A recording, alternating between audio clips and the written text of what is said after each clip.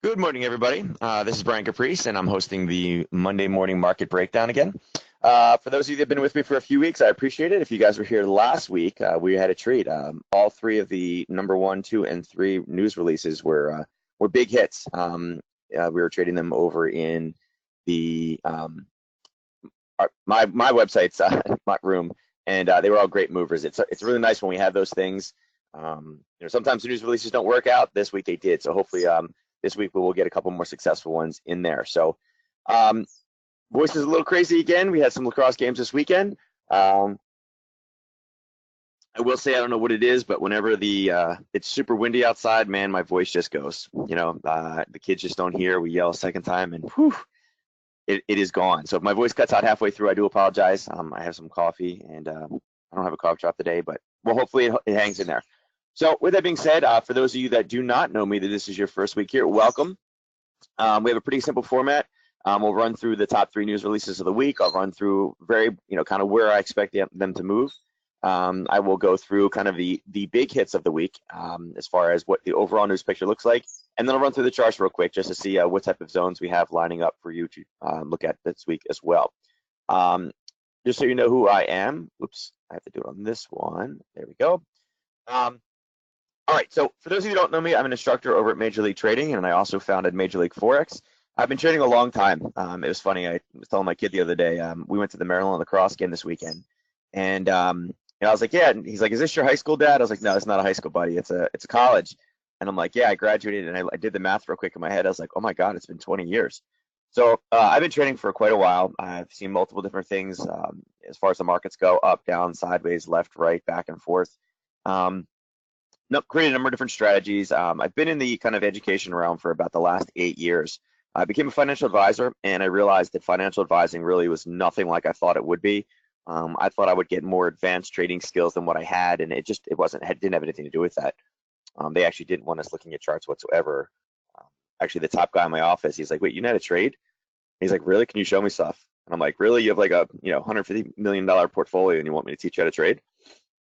So I didn't stay there too long and went back in the industry and started teaching people. Traveled in the U.S., Canada. Primarily now what I focus on is teaching other people. I stayed home. I don't travel anymore. You can see I have little ones here. This is the family. The 2 boys, they're actually twins. The smaller one there is actually the older one. He's actually up trying to play Fortnite right now. The little baby, she is 11 months in 2 days, so she's getting close to 1. She stays with me, so she's my trading buddy now. And we do our daily activities together. So she keeps me busy, but I don't have a lot of time. So for me, what I do and my trading style, for those that you don't know, is, and if you read the profile, you can see I created what we call the 30-minute trader program, as well as a 5-minute binary course.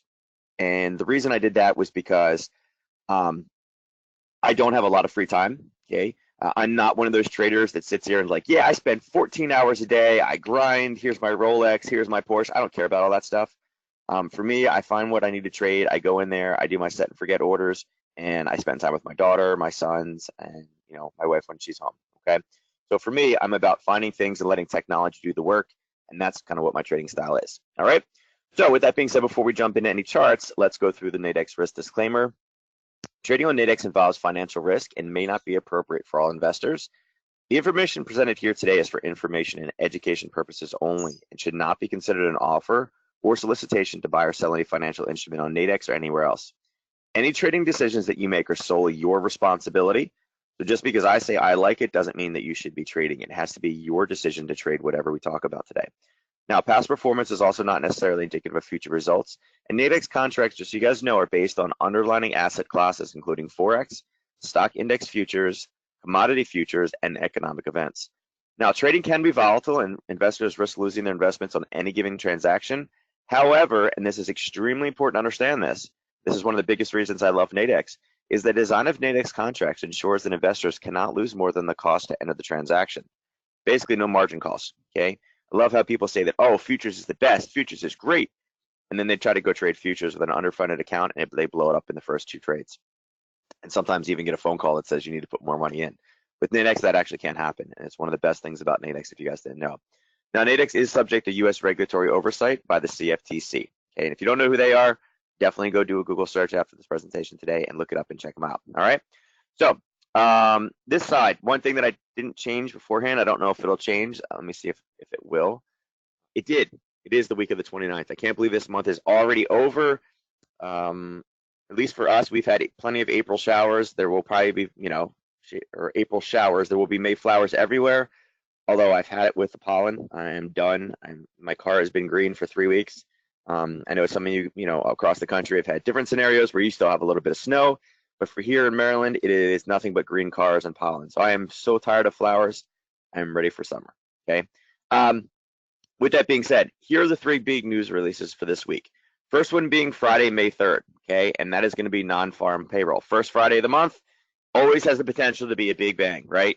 A lot of times the market recently has been kind of factoring it in, but you occasionally, when we do get a miss and there is a surprise, and especially right now, I think this could be a surprise week, just because we saw GDP actually go to 3.2, which is something that they said that could not be done, right?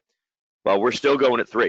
Okay, that's huge. I think they may start mentioning something about basically raising interest rates again. I'm sorry, that's number 2. Non-farm, I think, will surprise. I think we'll have a bit of a miss this week. Number 2 would be FOMC. Okay, FOMC is what I just talked about. The fact that GDP is so good, if the non-farm, the pre-numbers for non-farm look good, I think they can say, okay, well, maybe we will start talking about interest rates. If the economy is not slowing and we're still grinding the way that we are at 3%, which is supposedly unattainable, I don't think there's this big recession that everybody threatened that there could be. So I think that this could be a possible week where we get a little bit hawkish and we have some big movement, okay? Number 3. Now, I was really upset this week because there is no late night Aussie news this week, nothing that's ranked in the high category. Aussie has been amazing to trade on Tuesday and Wednesday nights in the last couple of weeks because they've had big reports, but this week there's nothing. There's a New Zealand report, but that won't move it as much as the Aussie does. So this week we're actually switching gears and we're going back to the Great Britain pound. Now, pound has been somewhat, I'd say somewhat tame, really. After the whole, all the Brexit information, it's kind of pulled back a bit. And the fact that we have an inflation report and official bank rate, I don't expect the rate to change, but this is the first real big news since Brexit. So we start hearing about inflation being an issue or not an issue. I think they could mention the word interest rate change because they're one of the countries that hasn't done it yet. So I think that could also be a big catalyst for not only the pound dollar, but the pound yen to be big movers this week. All right. Now, for those of you that know, let's see this run through. You guys are familiar with this website. If you're not, make sure you go there again today. Write this down, dailyfx.com. It's Forex market news as well as analysis. Again, news is news, right? Go across the charts and calendars, go down to economic calendar, okay? And what this will do is this will give you the breakdown for the day. When the next news release is, first thing you should do is go down and change the time. Make sure you set it to whatever your local time is so all the numbers make sense. Go to filters, I remove Mexico, I do leave China up there, and you remove low and click it, and then go to weekly view. When you do that, it'll give you an overview for the week. Now you see Monday, there's actually quite a bit of info on Monday. Typically we have like 1 or 2 things, and this week we actually have a couple things that are somewhat tradable, right? 8:30 we have the US number, we have China later on today, we have some consumer confidence, which always is a good one. Dallas Fed manufacturing, sometimes it's good. It's not something that's reliable. That's kind of what gives us the rundown. Most of it's all first thing in the morning, right at 8:30 in about an hour from now. Now on Tuesday, again, you'll see there's a lot of European news, right? You're seeing GDP for the Eurozone, for Italy, for Germany. This could lead to a bit of Euro movement early in the morning. If you're East Coast, this is really, really early. If you're West Coast, it's kind of late. But again, GDP in the Eurozone is, again, it doesn't miss often, but if it does, this could be an interesting mover. You also see some CAD GDP, which I think will be an interesting number because last time it was, I think this one's on the right, hold on. Yeah, the previous was 1.6, okay? And they're expecting it to be lower this time, okay? The fact that they're putting it lower, the market's already starting to price that in. If they surprise like the US did and this number bounces higher back to 1.6 or 1.8, this could be a pretty nice explosion for the CAD as well. We also have consumer confidence. Again, it's supposed to be higher at 10. And then again, we have a little bit of Aussie news later in the day. Wednesday, okay? Wednesday's an interesting day. We start off with manufacturing, and manufacturing numbers have typically, the last couple of times they've been good. But again, 10 o'clock is going to be a hot number. We have ISM prices, ISM employment, you have construction spending, and then we kind of slow, right? We have crude oil right after that. And then at 2 is when we have the FOMC rate decision. Now, again, not expected to change, right? But it's not so much about, if it does change, there'll be a big movement, but I don't think they're going to surprise people that much with this change. But I think, again, this is just my opinion, I think when we hold this press conference between 2 and 2:30, when we see these meeting notes, I think that's where we're probably going to have some potential for some, explosions, right? Again, I say potential because there's nothing guaranteed in trading. But like I said, 3.2 as a GDP number was quite a large number. Nobody expected that whatsoever. And the FOMC has been saying that we're not going to raise interest rates because we'll harm the economy. It's too fragile. We're going into a recession. And all the data we've seen says, no, that's not true. We're not going into a recession. Earnings have been good. Where's the slowdown that you said that we were going to be there? And we start getting any ticks of inflation at all, bam, they're going to slap us with that. They really want to raise that interest rate. Is what it is. Going into Thursday. Okay, Thursday you can see this is where we have the GDP numbers, inflation report, asset purchases. He's speaking right after it, Carney. So again, a lot of stuff, and this is actually tradable. It's a 7 a.m. news release instead of the 3 or 4 o'clock in the morning. So again, I think there's some potential to have some big bangs with that one, particularly with what they say as far as what they see as inflation. And again, we'll see if they mention the word Brexit. I'm sure it will have to come up, but that could be a big mover for the pound, which would be nice. Okay. Going to Friday as well. We have advanced goods. We have a bunch of 8:30 releases. Big one is obviously going to be non-farm payroll right here at 8:30. This is always a big mover. It's the monthly one.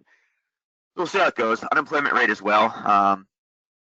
It'd be very, very interesting if this unemployment rate goes down to like a 3.7 and the non-farm numbers are good. If the FOMC does not mention, raising interest rates again, or potentially how many raises they're going to do next year. It would just be one of those things that we're not going to raise it because all these bad factors, and those bad factors are not there. You also have ISM at 10, more manufacturing data. And again, most people are going to be keeping their eyes on the non-farm. And again, if this flops, then kind of a backup is the ISM numbers for some movement. Okay. All right. So let's see what the charts say. All right. Let's shrink this. Let's shrink this. All right. So for those of you who don't know me, you guys will see all kinds of boxes, and all the boxes mean different things. And they're potential kind of different trade areas that we're looking for. All right. So first things first, you guys will see what we had here. So last week, again, remember we talked about that Tuesday number. You guys will see the CPI number that we mentioned, which was our number 2 kind of potential for last week, was right here. And that literally led this drop all the way down, pinged off this bottom zone, right? And again, this is a basing level for me. And then kind of went right back up again. All right. You guys will see. We mentioned also last week, if this is going to start collapsing, and last week was what, the 22nd, which puts us here. Okay, so we were right here at this piece. We had bounced off a daily supply selling zone. Okay, and we were about 3 candles in, and this was the end result. Okay, we talked about weekly positions. It went about 186 pips to the downside, so not a bad area. We were waiting for a pullback. And if you guys look at this kind of gray area over here, this was the start of kind of a 2-point bounce here. If I bring, oops, not that one, bring this so I can see it. You guys see how close we were to that bounce? And actually, it ran into this little piece right here. That's what it ran into, okay? See this impulse, this corrective pullback, and then this impulse again? That's exactly what it bounced off of. So right now, we are kind of in a clearing path on the 4-hour, looking to go back up into this 79.32 area.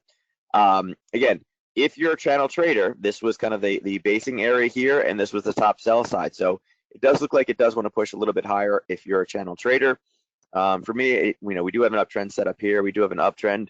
I need to wait for US traders to step in the last couple of hours. Obviously, Sunday, not a lot of movement, and we'll kind of see where the momentum picks up. Right now, it's a little bit too flat for us to pull much off of, and the fact that it's coming off of a bounce, I'd say that I'm more bullish biased, but obviously no trade set up at this moment. Okay, let's go to little brother. Little brother is right here. Wait for it to load.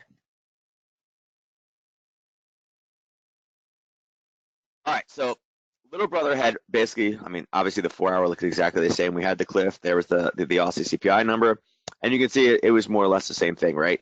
We just missed the entry off this top piece. It went all the way back down, hit the base. This one actually drove a little bit deeper, which made this interesting because if price is able to turn and push back down to kind of take over this big wick, I don't think it's going to hold again because the zone has shown that it's been kind of popped. So in this case, price is more or less moving sideways. Same situation. 30-minute though, it does give us a little bit different of a picture. We can see that we're starting to form lower highs as well as lower lows, which basically signals that we are switching into a downtrend. Yeah, I call it the little brother because it doesn't move as much. David said, little brother. Yeah, also yen moves more, so I call that the big one. It's kind of like, it's the same idea between like the pound yen and then the pound dollar. The pound yen obviously moves more than the pound dollar, so it's kind of big brother, little brother. I guess I could say like big sister, little sister too, but it is what it is. All right, so yes, we are kind of seeing a red, green, red. We're seeing confirmations to the downside. We're seeing lower lows put in. We're seeing lower highs. So in the near term, we are definitely, this one is definitely flipping. But we'll see what happens when U.S. traders come online. It is a little bit early. Typically, you'll see futures traders step in there at about 8:30 in the morning. So we do have about an hour, and when news comes up, we'll kind of see where it goes. But right now, kind of the same situation. If anything, looking at it, yeah, it went all the way back down again. We are kind of in a corrective state right now. We'll see if this is good enough for the flip, but if not, really what I'm looking for in this one is this is what I like. I either want this area here, right? Or I'm looking, whoops, not that. There we go. Or I'm looking for something like this to the top side. That's really what I'm looking to take over right now. That's what I'm thinking. But I got to get some confirmation that it's going to move in one of the two directions. Just not there yet, but that's kind of what I'm thinking. That's what I'm looking for in my trade setups. Okay. Dropping down to euro pound, and again, I think euro pound's going to be a little bit explosive this week. It has some potential. Wait for the load to happen. All right, so you can see basically we bounced off this lower, and again, this back and forth was the Brexit buying. Okay, and we're using 86.50 as kind of entry points, and you'll see we hit it here. Came back and touched, came up, and then it's kind of more or less baseline and stopped. It did go back up and bounce into this red selling zone, you guys can see, and it's kind of pushed back down again. Looking at, and again, this is on a 2-hour chart because we got a little funky last week with one of the trade setups. I don't remember where it was. It was on one of the releases last week on the 2-hour. It literally came and spiked and hit it. Yeah, there it was. It was this one. It came and spiked here up. It's like I know it was there. Right now, obviously, not much going on. We can change this back. 240. Go back to keep our kind of swing trade levels live. You can see it's basically just, we're more looking like that. Okay. We need some trend. We are on the top side of obviously the buying and selling channels. You can see right here, even on the 30-minute. I mean, this is just lots of wicks and basically sideways movement. I'm not a big no trend trader. You can trade it, obviously. There's some cool things you guys can do.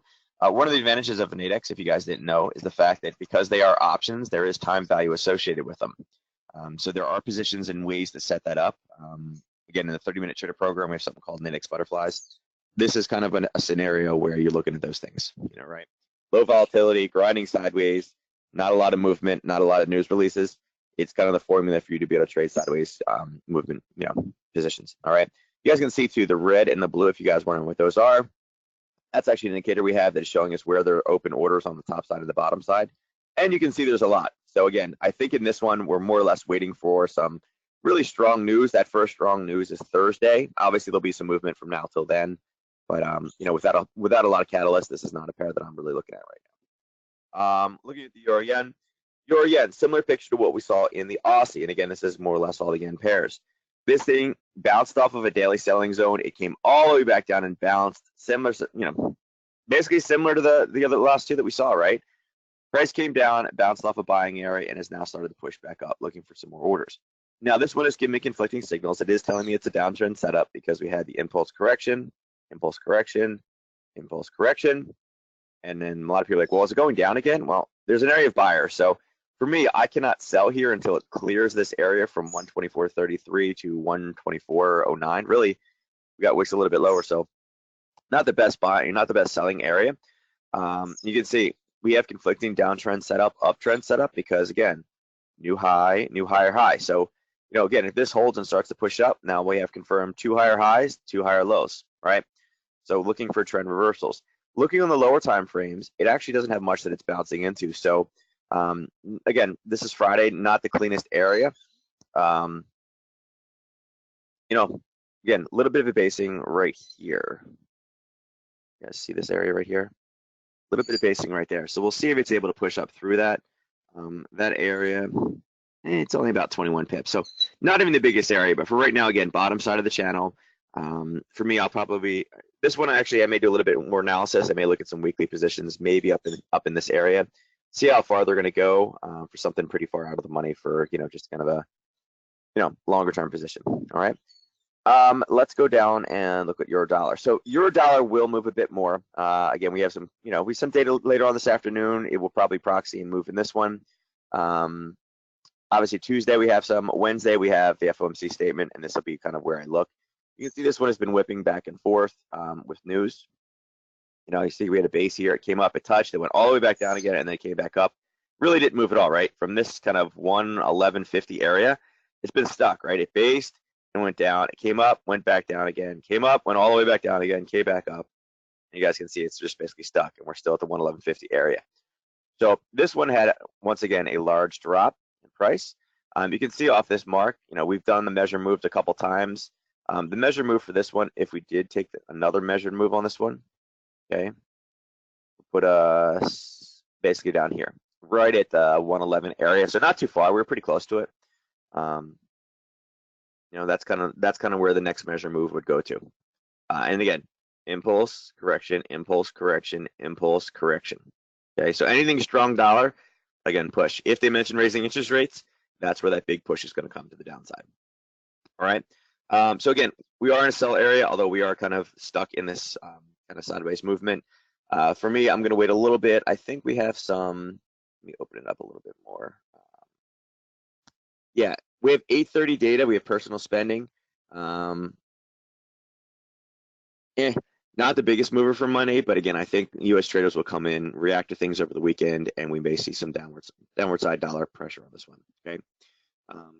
Don't necessarily love the setup. I'm not looking to go long this one right now. I still think this is going to push down. I will be keeping my eye on this one too for this week. Remember that block of European news where we talked about German GDP and Italy, Italian GDP, and then the Euro GDP? I'm going to be keeping an eye on that one, because if we see weakness and they talk about slowing whatsoever, and they give European weakness, this is going to start pushing back down into this 110 area. Okay, between dollar strength, us being good with great GDP, and them slowing down, I think we have the potential to get into the 110 area. Whether it happens this week, maybe, maybe not. Again, May things will kind of get a little bit slow, but I think the potential's there. All right. And once you break 110, then all they're talking about is, oh, it's going to go to parity. It's going to parity. Is it going to parity? And that's where the fun talk starts to happen. Dropping into the pound pairs. Like I said, I think the pound pairs will have an interesting week. This one also just bounced out of the sell area. It came back up. It is forming. This one's been hard because this one has just been red, right? It's just been collapsing straight down. It's been hard to get into it. And we are in an area of basing right now. You guys see this price popped down and then based for about a day and a half, right? Price grounded its way back up, hit, and then it's kind of pulled away. So it's kind of stuck, right? We have downtrend setup, we have uptrend setup, and then downtrend setup. So between 3 different time frames, right? The largest time frame is telling us to short, although we do not short into areas of buyers, okay? The intermediate time frame is telling us, oh, it's going long, but it is also in an area of sellers, right? Here's an area of basing, right? Right there. And we're sitting in that, we just came out of that right now. And then, again, so we don't want to be selling into this area here. But then on this time frame, we also have a downtrend setup, right? Again, area of basing. So we need some U.S. traders to get in there, tell us where the dollar's going, or tell us where the stock market's going today so we can get some movement on this one. 2 things of note I am looking for, though, are, you guys see these 2 boxes? So I am looking for a break of this 143.78 or 143.80 area with a confirmation on the lower time frames. And my first potential target on this one is 142.87, which would be kind of the start of this piece over here. See this wick, this big push? I'm looking for it to go back right to this area, kind of front run it. The second one I'm looking for is to go all the way back down. And those two are about 84 pips and 223 pips respectively. So those are 2 things that I have my eyes on if we're able to turn red here and break down. Now, it is in an area, there is sellers right here on the top. Oops. There is descending wicks. So we are into an area of sellers right here, okay? This is definitely an area where I'll be looking at it. Something like that, right? So it pulled down, it went back up to grab more orders. It drove pretty deep in this zone, and this is the third attempt. Here's one. Actually, here's 1, 2, 3, 4. So it is due to break. So these are kind of the 2 target areas that I'm looking for in this one. I definitely think when on, what is it, Wednesday or Thursday? Wednesday we'll probably get a little bit, but Thursday, this could definitely be the push that brings us back down to this area. So definitely keep this one on your radar, all right? Going to pound dollar. And again, it's always a great week when we end up in these areas. Again, we're in the area, same thing. We drove all the way back down to the start of this move, right? Here was a gap and pushed up. The lower gap is marked by this green area, okay? And this one has been pretty simple too, right? Down, down, down, around. Now, I wanted it to come a bit higher. It was unable to do that. Now, this position right here, you guys are wondering, why is this gray bar? Well, this gray bar goes back a bit, and this is one of our breakout strategies, okay? Here was the first breakout, right? We wanted it, it was stuck between kind of an area of buyers and area of sellers, came up and touched, and then finally broke. And then this kind of area that was buyers, we're using that as our trigger, came up, touched it, and went back down again. So it's starting to rally back up. If price is able to get to this 129.60 area to kind of 129.80ish area, I'm looking for shorts in that area. To the downside, I would like it to kind of push lower. Problem is the way that these candles in here are formed, and obviously the Sunday gap in here, not giving us a lot of good entries in this one, right? This is going to be a big kind of this basing area right here. The fact that this came down, popped it, and went off of it, I think we're going to have a little bit of problem going through that. I'd like to say once we turn to this here, we're off to the races, but we're sitting in this area here, and this is a pretty big news drop and then kind of bounce off of there. So I think we're going to run into some problems at 128.75 to 128.67. What I may do is wait for this formation here where we break, retest, and then launch off of it. I may wait for that over here, and it's about 44 pips away. It can happen. It's got an 83 pip ATR on this one. Again, at least for swing positions for the week, I think I'm going to wait till it comes down. There's a couple other positions that in the near term look a little bit better than this one for me, just because we have the gap here. I mean, it ended at the low and then came up and based. And again, this is a pretty strong. This candle here is 50 pip candle in a 30-minute, and it only has an ATR of like 8. So kind of a strong area. Looking in the past, looking at that and seeing what's happened and where orders have been. Nice little buying area right down here on 30-minute. Is it potentially more affected by this week's holidays? That's a great so Catherine asked a great question. Is this more potentially affected by this week's holidays? Here's the thing. So there's really, besides like Christmas, which isn't even kind of, represented, or celebrated around the entire world, holidays don't necessarily matter as much because unlike, like the regular like US stock market, right? We have holidays, people don't trade. The global markets don't stop. And even though currency is a market based of kind of bank trading, I mean, think about it. Are people on vacation? Like, you think there's anybody from the United States in London or, in Italy, or, I mean, they could be anywhere, right? They could be in China or if they're buying things with American funds, currency is happening, currency trading is happening. So, things are always constantly going back. So the market's never truly close. So what happens is when you see holidays, what happens is you see less volume. Well, when you have less volume, you have less big traders there, which means it's easier. You can manipulate it easier because there's less big fish in the pond, or the fish are sleeping, right? So the little guys can be boss. So a lot of times when you see holidays, you can see cleaner moves because the big manipulators are not there, if that makes sense. It goes more back to just computers trading, and the computers are not as manipulative as people. There's no fat fingers or anything like that. So holidays are not necessarily a bad thing in currencies. And again, maybe it's a UK holiday, but guess what? The US is still trading, and the US can move that currency pair back and forth. I mean, if there's no European traders, think about this. So countries like to lower their interest rates. So more, again, so it's cheaper for us to export, right? That's why, Japan and China keep their interest rates artificially low because they're an export nation, right? Well, if there's no European traders to prop the dollar back up, we can make the dollar pretty weak to make it easier for us to export to the European Union this week.